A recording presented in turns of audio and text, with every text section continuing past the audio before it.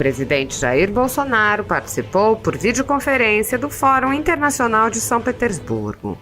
Bolsonaro apontou que o fórum é o principal evento de economia e negócios de toda a Eurásia e louvou o esforço internacional para responder à tripla urgência de reconstruir a saúde, a economia e a sustentabilidade no contexto da pandemia que assola o mundo. Bolsonaro apontou a importância da região na nova paisagem geopolítica e apontou as possibilidades de negócios e parcerias com o Brasil. O presidente lembrou que em breve o Brasil deve consolidar-se como o maior produtor mundial de alimentos. Bolsonaro disse que, embora a Rússia já seja um grande parceiro comercial, há amplo espaço para aprofundar a cooperação entre os países em diversas áreas. O presidente defendeu a importância de uma cooperação internacional com base nos valores de liberdade, prosperidade e sustentabilidade. Assim está. Sua Excelência, senhor Vladimir Putin, presidente da Federação da Rússia, senhores chefes de Estado e de governo, senhoras e senhores. Agradeço o convite do presidente Putin para participar deste fórum, que é o principal evento de economia e negócios de toda a Eurásia. Felicito sua realização como parte do esforço internacional de resposta à tripla urgência de reconstruir a saúde, a economia e a sustentabilidade globais. O Fórum de São Petersburgo é a caixa de ressonância da nova paisagem geopolítica e geoeconômica em construção na Eurásia, região de importância decisiva e crescente no epicentro das grandes transformações do mundo de hoje. No contexto dos desafios da recuperação econômica impostos pela pandemia, o Fórum contribui para a criação de novas parcerias e para a consolidação de antigos vínculos, fundamentais na construção de um futuro próspero e ambientalmente sustentável. É desejo do Brasil expandir e aprofundar as relações de amizade e cooperação com todos os países da região euroasiática, em particular com a nossa anfitriã, a Rússia, parceira de longa data de meu país. Nos próximos anos, o Brasil deve consolidar-se como o maior produtor mundial de alimentos, mesmo no contexto da pandemia que assola o planeta. Continuamos a garantir a segurança alimentar de 1/6 da população mundial. A agricultura brasileira atende aos mais altos requisitos sanitários e de sustentabilidade. Apenas 27% de nosso território é utilizado pelo agronegócio. Temos orgulho de conservar 84% do nosso bioma amazônico e 66% de nossa vegetação nativa. Trabalhamos para potencializar nossas exportações de alimentos para o mercado russo e de outros países da região. Nossas economias estão inseridas de forma positiva na cadeia de valor do agronegócio. O Brasil é o maior destino das exportações de fertilizantes da Rússia, principal fornecedor de insumos essenciais para a agricultura brasileira. Queremos manter essa complementariedade saudável para ambos os lados, mas há amplo potencial para diversificar nossa pauta comercial. O comércio entre Brasil e Rússia pode e deve incorporar o alto grau de desenvolvimento de nossas economias, de modo a abranger produtos de maior valor agregado em proporções crescentes. Empreendedores de nossos países têm um papel fundamental na identificação de oportunidades novas e lucrativas. Nesse sentido, é importante aprofundarmos nossa cooperação na área de investimentos.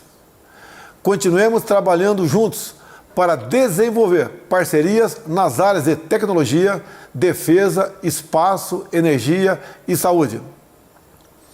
O Brasil está aberto a novas oportunidades de cooperação em alta tecnologia, a exemplo da nanotecnologia e materiais avançados, da inteligência artificial e da biotecnologia. Faço votos de pleno êxito a esta edição do Fórum Econômico Internacional de São Petersburgo. Associo-me às lideranças políticas e empresariais aqui presentes no empenho para a construção de uma ordem internacional baseada na prosperidade econômica, na liberdade, na paz e no desenvolvimento sustentável para todos. Muito obrigado.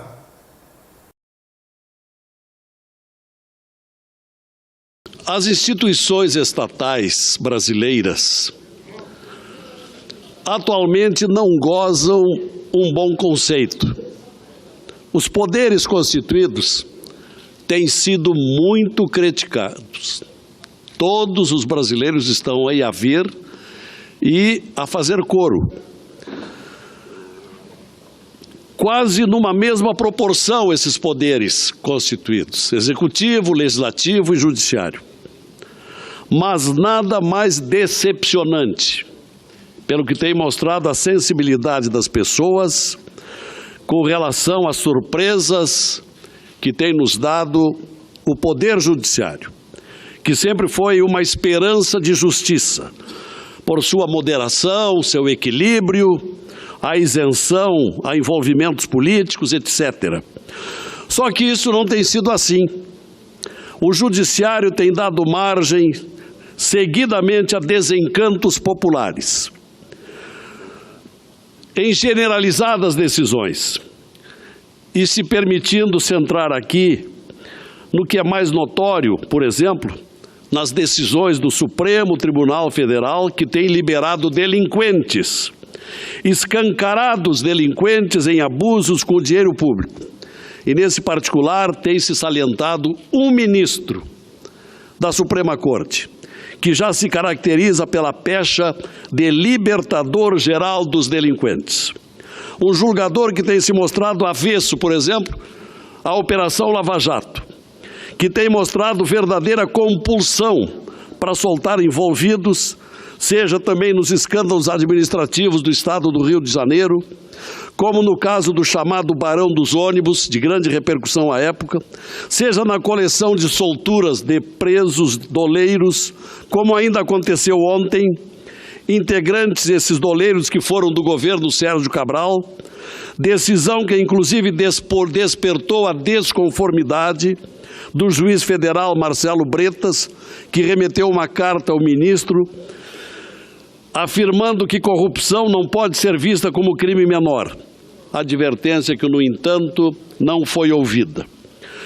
Um outro libertado tinha sido flagrado por fraude ao sistema penitenciário. São muitos os casos de decisões monocráticas, entre elas o caso do notório acusado Paulo Preto, que foi preso, poucos dias depois solto pelo mesmo ministro de quem falo, o acusado preso de novo por ordem do juiz Bretas do Rio de Janeiro, mas solto de novo pelo mesmo ministro libertador de delinquentes.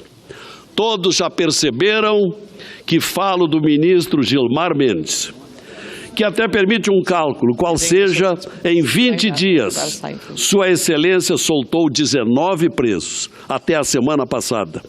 Pois este mesmo ministro, que foi presidente por 2 anos do Superior Tribunal Eleitoral até o ano passado, quando o Congresso Nacional aprovou uma lei pela realização do voto impresso no pleito de outubro próximo. Senador Lazier. Senador Lazier, eu quero primeiro cumprimentá-lo pelo pronunciamento, especialmente por essa parte que Vossa Excelência está entrando a respeito do voto impresso. Quero lembrar também que os peritos federais estão aliados nessa causa, porque para eles a prova material da segurança de um voto e da lisura de um pleito está exatamente na impressão do voto. Então, temos um grande aliado nessa causa que a sociedade toda quer, que é a impressão do voto. Lamento que a Procuradoria-Geral da República não entenda que isso seja uma quebra de sigilo do voto. Não é nada disso, é apenas a confirmação e ficará dentro de uma impressora guardada para uma eventualidade de ter a prova material se houver uma fraude numa eleição, o que já aconteceu em nosso país. Então, parabéns a Vossa Excelência e aproveito, pedindo desculpas a esta parte breve, para anunciar aqui a presença e a visita que vem conhecer o plenário de representantes da indústria gráfica do nosso estado e do país. Aqui estão Luiz Carlos Pinheiro, Roque Nochan, Maria Ângela Damoner, Josair Santos Bastos, Bruna Rabelo, Diana Neri, Anderson Nunes, Sérgio Lima e também o Pedro Kleckner fazendo essa visita aqui. Então, muito obrigado ao senhor e dizer que esse setor de gráfico tem muito a ver com a nossa profissão. Como jornalistas que fomos, era tudo que fazíamos, era escrever e a impressão daqueles nossos textos. E temos gaúchos aí presentes também. Muito obrigada pela gentileza.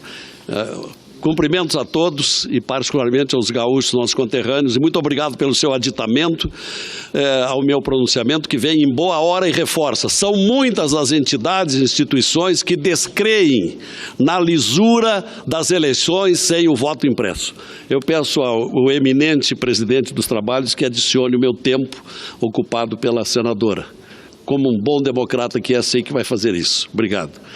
Pois Gilmar Mendes, senhores senadores, desde o início da sua gestão no TSE, adotou um posicionamento contra aquela lei, a Lei 13.165 de 2015, uma lei, portanto, que já tem 3 anos, e não adotou providência concreta para instalar o processo preparatório para o voto impresso nas próximas eleições. Nesse meio tempo, fazendo um pouquinho de história, a senhora Procuradora-Geral da República ingressou em juízo, arguindo uma ação direta de inconstitucionalidade da lei do voto impresso, que obriga 100% das impressoras nas 600 mil urnas do Brasil. Pois não é que a relatoria do referido processo acabou recaindo nas mãos do mesmo ministro Gilmar Mendes, o mesmo Gilmar Mendes de posição pré-concebida e conhecida, contrária, desde o seu tempo de presidente do Superior Eleitoral, e nesta condição e encargo, o ministro até agora, ao menos, não se declarou impedido, conforme rege a boa ética do Judiciário. Mesmo decidindo levar o processo ao plenário, o ministro Gilmar será o relator, portanto, vai proferir voto, nesse caso, contra a lei do voto impresso. Ora, tal comportamento importa num assinte à boa prática do Judiciário, particularmente a função jurisdicional do julgador.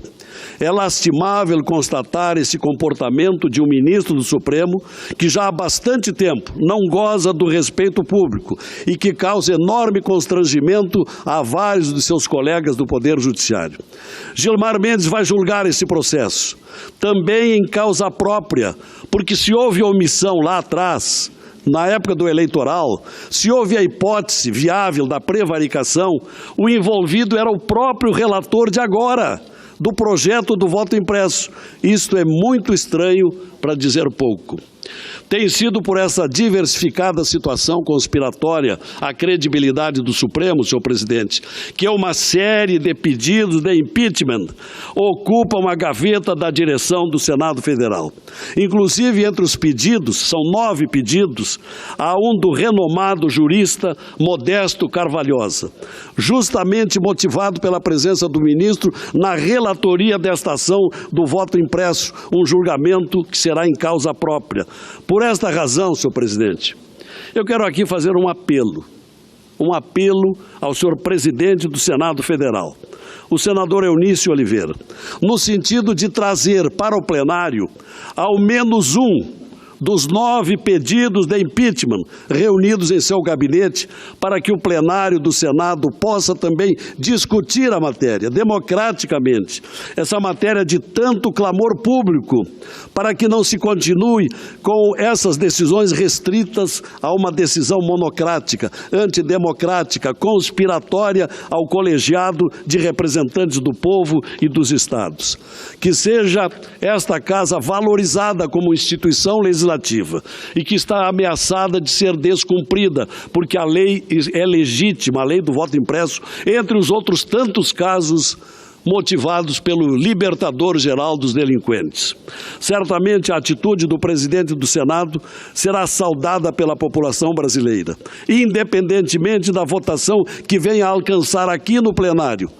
O parlamento precisa ser mais ouvido em causas que invistam na transparência legislativa, nas deliberações contra as mazelas que hoje aturdem gravemente a política e os políticos. É um apelo que certamente encontra eco na maioria dos brasileiros. É um apelo que fica aqui, senhor presidente. Muito obrigado.